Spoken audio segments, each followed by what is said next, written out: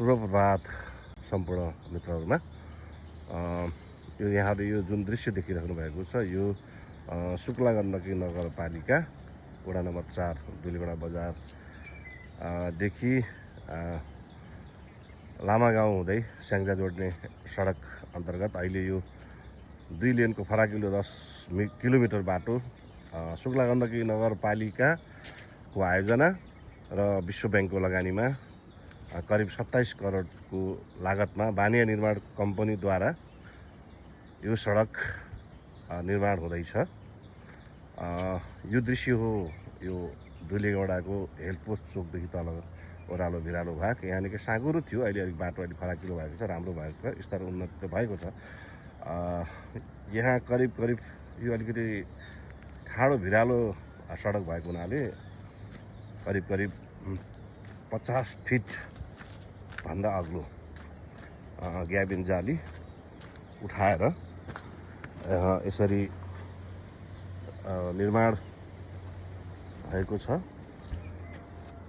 यो तल सतहदेखि पुरै माटो पुरेर नयाँ माटो ल्याएर पुरेर उठाइएको छ र यसो सतह मिलाइएको छ। हामीले सरस्वती हेर्दाखेरि दैनिक यो बाटो ओहोर दोहोर गर्दाखेरि यहाँ खास गरी प्राविधिकको अनुहारै देखिँदैन। यो बाटोमा कसरी भइरहेको छ भन्ने अनुमान लगाउन सकिन्छ। निर्माण हुनु एउटा पाटो हो, निर्माण कार्य हुँदाखेरि एउटा गुणस्तरमा ध्यान दिनु अर्को महत्त्वपूर्ण पाटो हो। यदि कुनै पनि निर्माणमा गुणस्तर र यो काम हुन सकेन भने यो क्षति हुँदै जानेछ र राज्यलाई घाटा पर्दै जानेछ र नागरिकले सधैँ असहज स्थितिको सामना गर्नुपर्ने असुविधाको सामना गर्नेछ।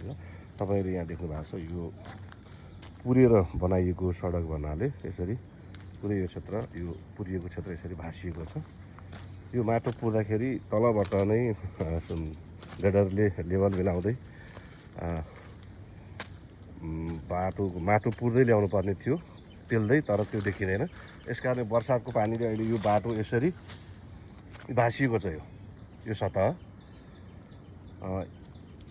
यसको सङ्केत के आउँछ भने यो बाटो यही स्तरले निर्माण हुने हो भने 2-4 वर्षमा यो पुरिएको भाग सब भाँसिनेछ र राज्यको लगानी पुनः खेर जाने निश्चित छ। म सबैलाई ध्यानाकर्षण गराउन चाहन्छु यो भिडियो मार्फत। यो स्थिति हेर्दाखेरि यो माटोलाई पुरै निकालेर